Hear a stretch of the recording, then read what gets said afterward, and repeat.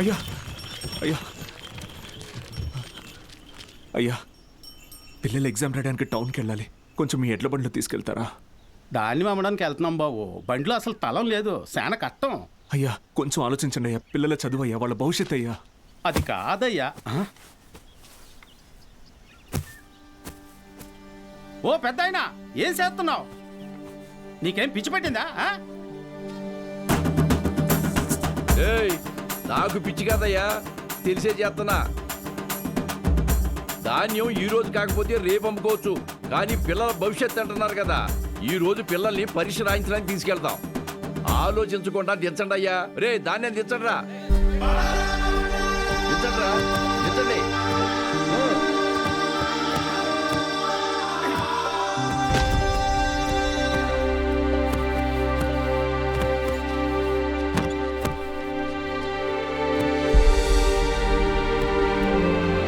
పర్లేదు, ఎక్కండి అయ్యా, ఎక్కండి.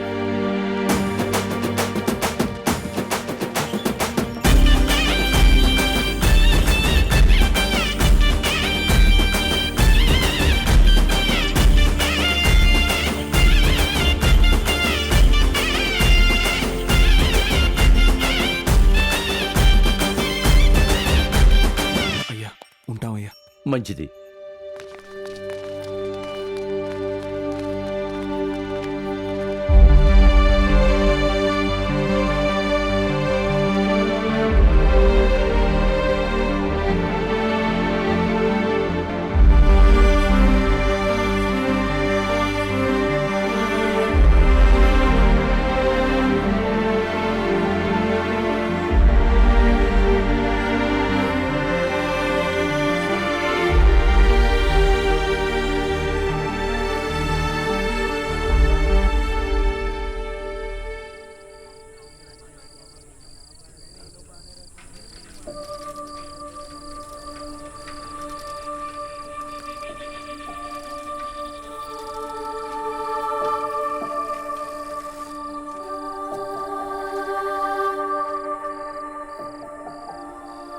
ఈరోజు ఎంసెట్ ఎగ్జామ్ రిజల్ట్స్ అన్నా, భయంగా ఉంది, కొంచెం చూసి చెప్పవా? అందరికీ ర్యాంక్స్ వచ్చాయా సార్? మీకే ర్యాంక్ వచ్చింది sir?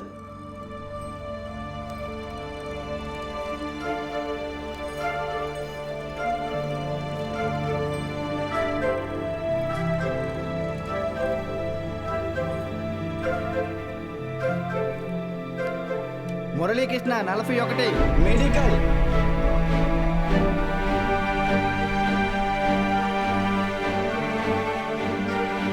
Suresh 59 medical. Bhargavi 9 medical. Kusuma 55 engineering. Anantalakshmi 43 medical. N Rambabu 29 engineering. M Venkatalakshmi 30. P Mahalakshmi 15. C Padmavati 8. G Pramila 33. D Veeranna 9.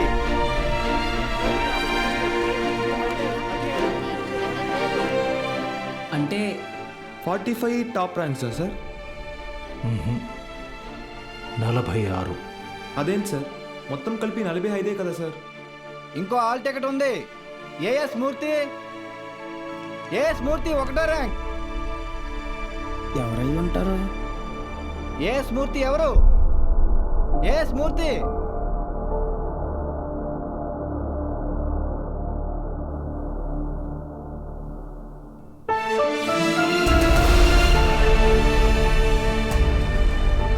నాతో కలిపి 46.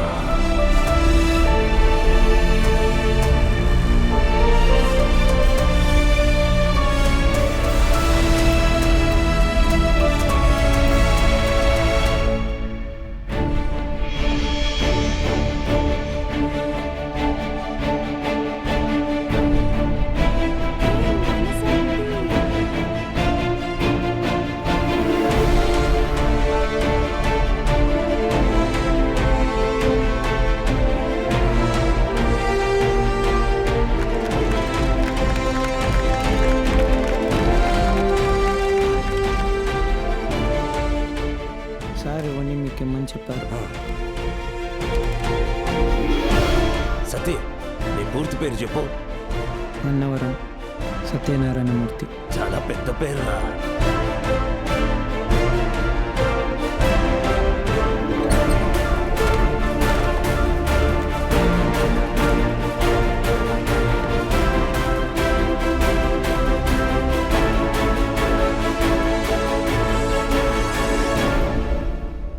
సాధించావు బాలు.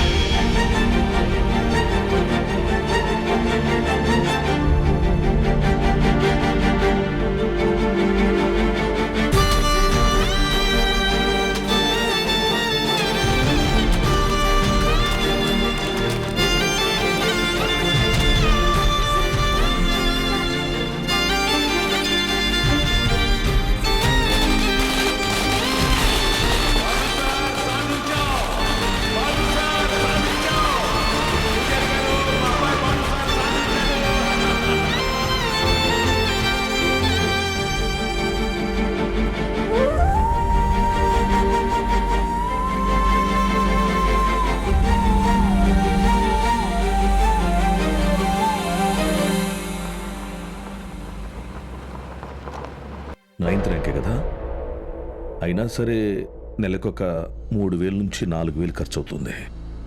మీ నెల జీతం 900 అనుకుంటా కదా? అవునయ్యా. భయపడద్దు, అప్పు చేయక్కర్లేదు. మీ అబ్బాయి చదువు పూర్తయ్యేంత వరకు ఫీజు బాధ్యత నాది. పై చదువులకు అమెరికా పంపిస్తాను. అమలాపురంలో సబ్ ఇన్స్పెక్టర్గా పోస్టింగ్ ఇప్పిస్తాను. మీ అమ్మగారితో టౌన్లో హోటల్ పెట్టేస్తాను. నువ్వు చేయాల్సిందల్లా ఒక్కటే, నీకొచ్చిన మార్కులు త్రిపాఠి ఇన్స్టిట్యూషన్స్లో చదవటంలో వచ్చాయని చెప్పాలి. నువ్వు మా కాలేజీలో షార్ట్ టర్మ్ క్రాష్ కోర్స్ తీసుకున్నట్టు ఈ అగ్రిమెంట్ మీద సైన్ చేయాలి. మీ అమ్మ నాన్న పోగొట్టుకున్న పొలం ఇక మీదట మీదే. ZPTC chairman post, anonymous.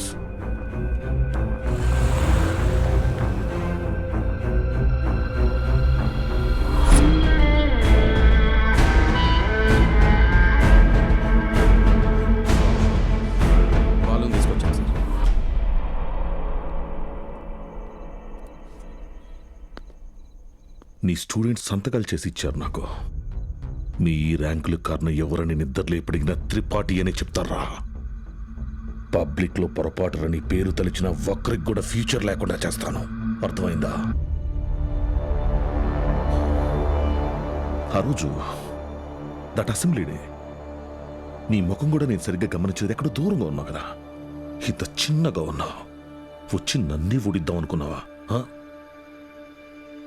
Tripathi sir, చాలా రోజుల క్రితం మీరు నాతో అన్నారు, 0 fees 0 education, more fees more education అని.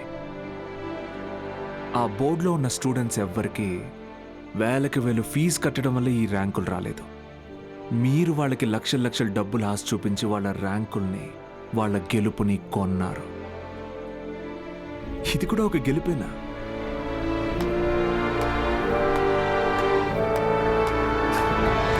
Okay sir, thank you sir. Take care sir.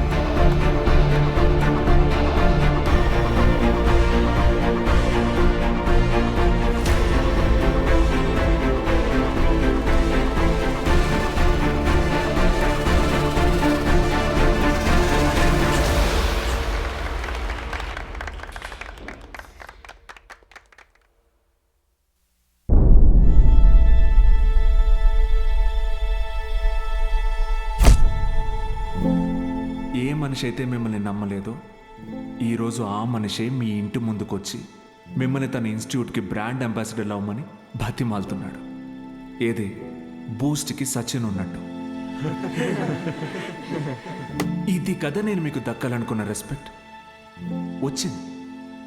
Super. సంతకాలు పెట్టండి. కాంట్రాక్ట్ మీద సంతకాలు పెట్టండి.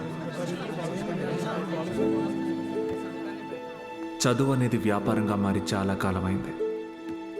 ఫ్యూచర్లో ఇది ఇంకా పెద్ద వ్యాపారం అవుతుంది. ఈరోజు ఇంటర్ ఫస్ట్ ఇయర్ సెకండ్ ఇయర్కి వసూలు చేసే ఫీజుల కంటే ఎక్కువ ఫీజులు ఎల్కేజీ యూకేజీ క్లాసులకి వసూలు చేసే రోజులు వస్తాయి. మన కంటికి కనపడేది త్రిపాఠి ఒక్కడే, కానీ తనలాంటి వాళ్ళు ఈ దేశంలో చాలామంది ఉన్నారు. మీ చదువుకి ఖర్చయ్యే ప్రతి రూపాయి త్రిపాఠి జేబులో నుంచే రానివ్వండి. మీ ఇంట్లో వాళ్ళకి ఇస్తానన్నవన్నీ ఇవ్వనివ్వండి. పై చదువులు చదివిస్తాడా? చదవండి. తన అహంకారాన్ని వాడుకొని మీరు ఎదగండి. మంచి పొజిషన్కి వెళ్ళండి. బాగా సెటిల్ అవ్వండి. అప్పుడు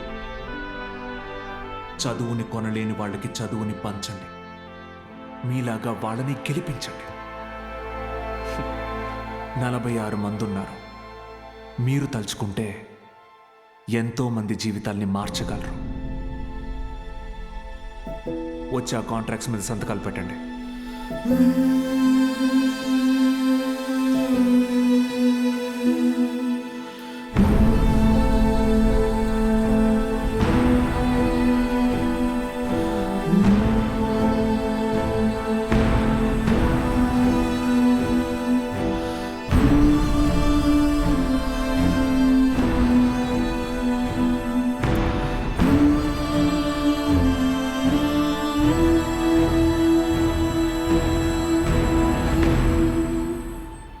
నేను త్రిపాఠి ఎడ్యుకేషనల్ ఇన్స్టిట్యూషన్లో చేరిన మొదటి రోజు ఎప్పటికీ మర్చిపోలేను.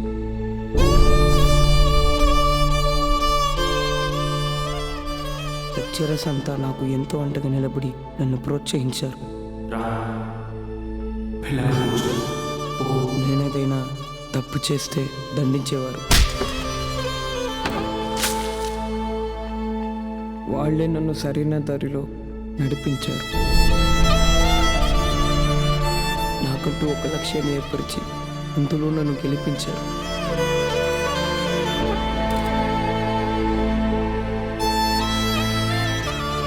నాకు అమ్మ నాన్న లేరు. త్రిపాఠి ఎడ్యుకేషనల్ ఇన్స్టిట్యూషనే నా ఫ్యామిలీ.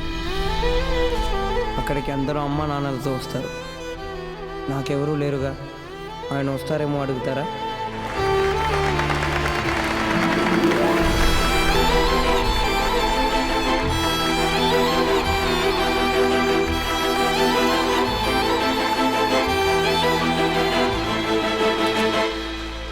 వెళ్ళిపోయాడు. వరం ఇచ్చిన తర్వాత దేవుడు ఎలా మాయమైపోతాడో అలా మాయమైపోయాడు.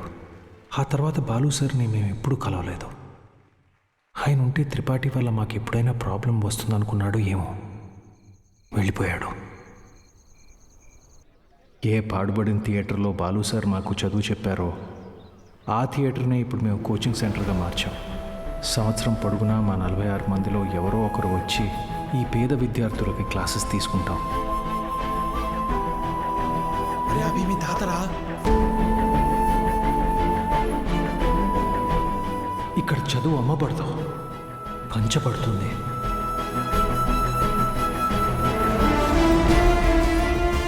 ఇదే మా బాలు సార్కి మేము ఇచ్చే గురుదక్షిణ.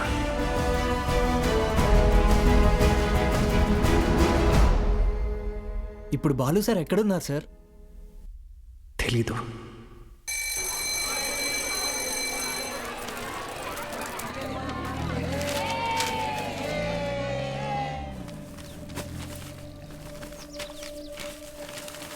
அண்ணா ஒரு பண்ணு கொடுங்கண்ணா.